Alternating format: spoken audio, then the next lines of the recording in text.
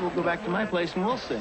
131 minutes of lust, ambition, and sex set against a backdrop of sex, ambition, and lust, with more exposed skin than a dermatologist's convention. The director is Paul Verhoeven. Does it bother you that this film is going to offend some people? No. You don't care? No. It goes with the territory. Yes. I think this is a movie for an adult audience, and basically I'm an adult. I'm talking from one adult to another. They might be a little bit offended, and perhaps a lot, but I think it's fine, you know. I think the movie is acceptable. But acceptable to whom? Thank you very much. Showgirls opens just as the entertainment industry finds itself at the center of the 1996 presidential campaign. The American entertainment industry is the cutting edge of creative excellence, but also too often the leading edge of a culture becoming dangerously coarse. Does Bob Dole really, in all sincerity, think that if he fixes Hollywood, like you fix a dog, if you fix Hollywood, that things in American society will be solved? He knows that the problem is not there. Is it possible to go too far? Are there things you won't include in a film? Yes, sure. The things that I feel that should not be used at all, because I personally feel that I cannot handle it. I would never use, I would never tell a story about kids being in jeopardy. Anything else? Not much else. So you'd make a film about almost anything? And generally, yes, I would. I mean, in fact, I have. From a world of the future where violence reigns supreme, to the world of today in which bisexual psychopathic killers can be found in every bedroom, the Dutch-born Verhoeven hasn't hesitated to get in bed with what he calls the dark side of the American dream. It's nice. It energizes me to say to people in a certain way, listen, what you thought is true is not the real truth. It's not that great. There are other shades that I can show you, and I like to show you because I feel it would be better to die knowing what life is than to die without knowing it and realizing that you have lived in dreamland. So people who say films like Showgirls are offensive, they wreck American values, or they have no respect for American values, those are people who, what, who want us to know less? Yeah, they are afraid of reality. Of course. Bob Dole. Yeah. Afraid of reality? Yes. We must hold Hollywood and the entire entertainment industry accountable for putting profit ahead of common decency. If you think that making profit is a bad thing, then you should go to Russia, really, isn't it? The question is what Hollywood's making profits from, not whether it's well, right or it wrong. would only be bad if it would be from indecency, isn't it? Probably. So if you want to talk about the indecency of Showgirls, I'm fully aware that I can defend that. So if I make profit, it will be fine. But that's a big if. Showgirls will be the first major studio release to feature an NC-17 rating, meaning the young audience that woke up Saturday mornings to watch a fully clothed Elizabeth Berkley on the sitcom Saved by the Bell will find themselves expelled from the theater. You can't touch me, but I can touch you. Officially, the NC rating stands for No Children, but at the box office, it's always meant no chance. Verhoeven knows that, because studios have ordered him to re-edit every one of the films he's made in the United States to make them tame enough for an R rating. Get ready for a surprise! But I think NC-17. I think I'm an adult. I'm 57. It's normal that I think above 17 by now. And this time, so is the studio. MGM UA is hoping that Showgirls can become another Basic Instinct. That Verhoeven product made $240 million worldwide, but was better known for its lesbian themes and frontal nudity than for its acting or plot. Basic Instinct stretched the limits of what is permissible in Hollywood, and it was only rated R. Now, with Showgirls, the studio is betting that this 90s version of All About Eve will be all about profit. But critics like Michael Medved and others in Hollywood argue that Verhoeven and MGM are backing the wrong horse, that filmgoers want kinder, gentler movies, and that box office receipts prove it. what you see making money is last year the top money maker was The Lion King. Forrest Gump was second. Fourth was The Santa Claus, and fifth at the box office was another dark, cutting-edge shocker called The Flintstones. So you're talking about the American people clearly sending the message they prefer more family-oriented material. Is Hollywood out of step with America's values? I don't feel so. I think that, you know, my opinion about media, especially the film and other things, is in a general way that we reflect and mirror what is happening in society. And if the face in the mirror is ugly, you don't blame the glass, you don't blame the mirror. You try to fix the reality. You try to fix it and make it better. Great, Paul. That's terrific. What reality? I think all of this is a question that people who are creating this material ought to ask. What is the message we're sending out to our sons and daughters? But Verhoeven says the duty of an artist isn't to reassure or reinforce the status quo. In Hollywood, shocking an audience has always been preferable to boring it. But it's exactly that kind of thinking that brings charges that Paul Verhoeven and filmmakers like him have made a deal with the devil in the City of Angels. I don't think about social consequences of my work, and I don't think that's really what an artist should be about. If an artist starts to censor himself, then he's not an artist anymore. I think the artist is there to stir up unrest.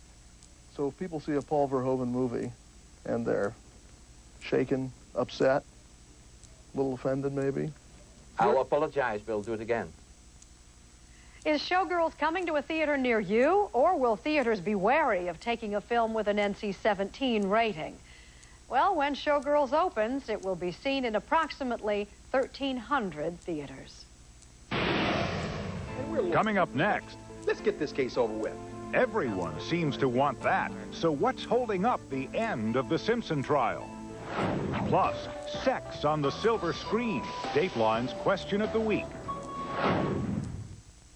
Hey, man, if I were in charge, life would be way different. No traffic, big offices, hot lunches, free health clubs, comfortable clothes, Canyon River Blues, a new line of jeans found only at Sears.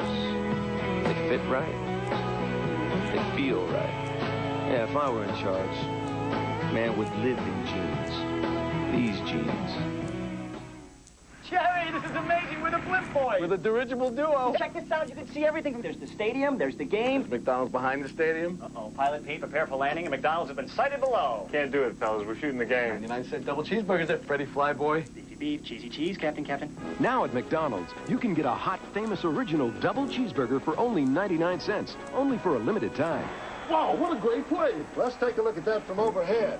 Thank you. Come again. Have you had your break today?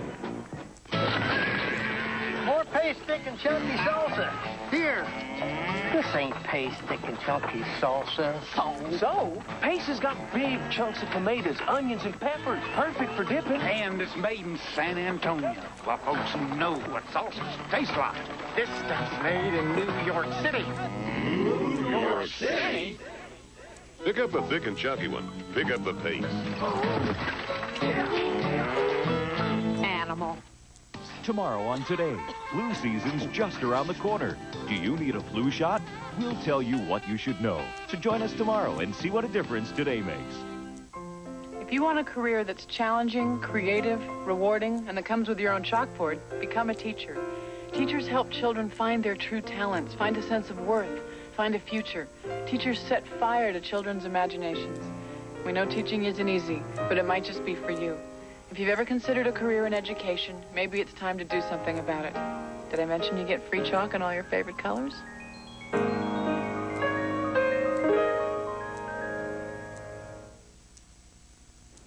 At the O.J. Simpson trial, you could see the frustration on faces all over the courtroom as the case inched closer to closing arguments.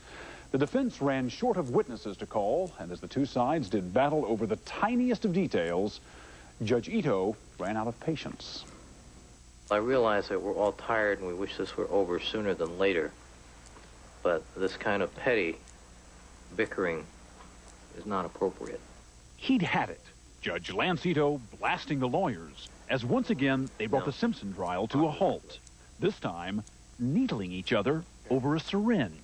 This should be Mark 1382.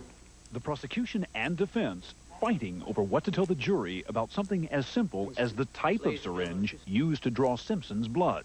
It's astonishing what we've sunk to here. This is incredible. This is just incredible for both sides. The jurors didn't see Ito storm off the bench or hear his decision to bar the testimony of FBI agent Frederick Whitehurst. He's the whistleblower accusing some of his colleagues at the FBI crime lab, one of them a prosecution witness, of routinely slanting their reports against defendants. Judge Ito ruling that Whitehurst's testimony would only confuse and aggravate the jury, a major blow for the defense. Outside court, Agent Whitehurst vowed to keep blowing the whistle. I have no choice but to do what I'm doing. But he won't be doing it in front of the Simpson jury, which only got to hear from one witness today. Los Angeles Police Commander Keith Bushy backed up Detective Philip Van Atter's claim that police went over the wall at Simpson's estate the morning after the murders without a warrant, not in a rush to judgment, but on a mission of mercy that he ordered. I told him to find O.J. Simpson just as soon as humanly possible and notify O.J. Simpson of his ex-wife's death. But the reaction of one juror didn't bode well for the prosecution's attempt to bolster the LAPD's credibility. This woman shook her head in disgust, it appeared, and was sarcastically laughing overtly at his testimony. Tonight, though, Judge Ito came down on the prosecution side, refusing to throw out the evidence collected at Simpson's estate that morning, believing that Detective Van Atter and his colleagues were within bounds when they went over the wall. Two other rulings from Judge Ito tonight on what he'll allow during closing arguments. Attorneys will be able to replay witness testimony on videotape for the jurors if they so choose. And there will be no time limit on those arguments when they start next week. Now here's Katie Couric with a program note. Thanks, Stone. Coming up tomorrow on Today, as the Simpson defense team rests its case, we'll talk about what to expect once the jury takes over. Plus more back pain relief from Dr. Art Uline and what you need to know about flu shots. All that and more tomorrow on Today. Jane? We're off this Friday, so let's take a look at one of the stories we're working on for Dateline Tuesday. A terrible fight. She was very, very mad at me. A loaded gun. A deadly decision. Your wife was distraught. She was threatening suicide, and you tossed a loaded gun at her and said, go ahead and do it. You know how crazy that sounds? Would this man go to prison for what he did that night? It's like losing part of your own life. A Dateline Court TV exclusive. The story on Dateline Tuesday.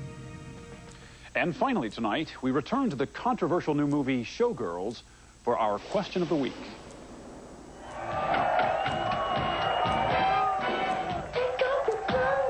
There's been enormous hype and promotion surrounding the release of Showgirls, the first mainstream Hollywood movie to receive an NC-17 rating. The film exposes the seamier side of Las Vegas nightlife and has abundant nudity throughout. We wondered if that rating would have an impact on the box office draw. So we asked 501 adults, will the NC-17 rating make you more or less likely to see the film?